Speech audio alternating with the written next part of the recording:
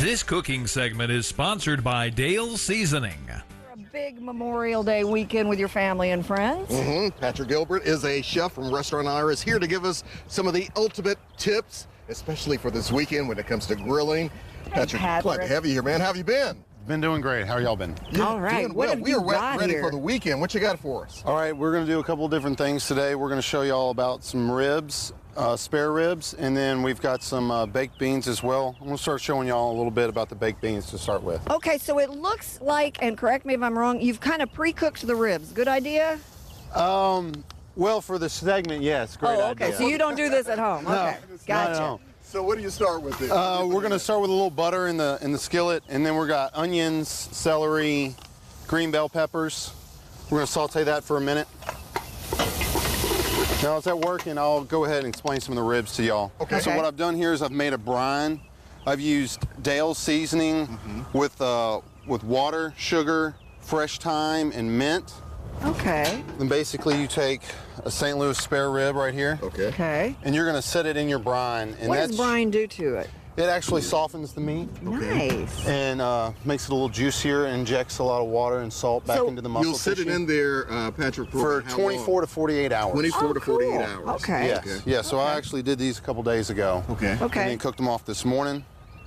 So once you have your ribs going, and you take it out of the brine, I wrap mine in foil, and then you can either stick it on the grill or in an oven. If you've got a grill option, you know, it's always a great idea to smoke it from that point. Okay. A lot of people don't always brine their ribs. It'll actually Yeah. give it a tender, juicier rib. Can for you brine other cuts of meat as well before Any cut of grilling? meat. Really? And it's always going to be better? Any cut.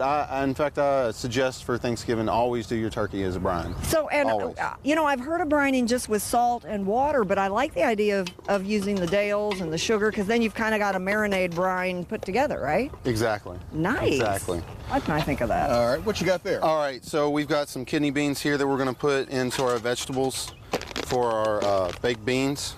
And they are already cooked? Yes or I no? soaked them. Okay. Oh, So okay. I they're took soft. dry and soak them overnight in Okay. about 4 times the amount of water. Okay. Okay. And then we've got a stock here. Now you can either buy stocks or you can make your own. If you buy one, I suggest using a non-salted stock. Okay. And what we're going to do here after our stock is we're going to add a little Dale's to it.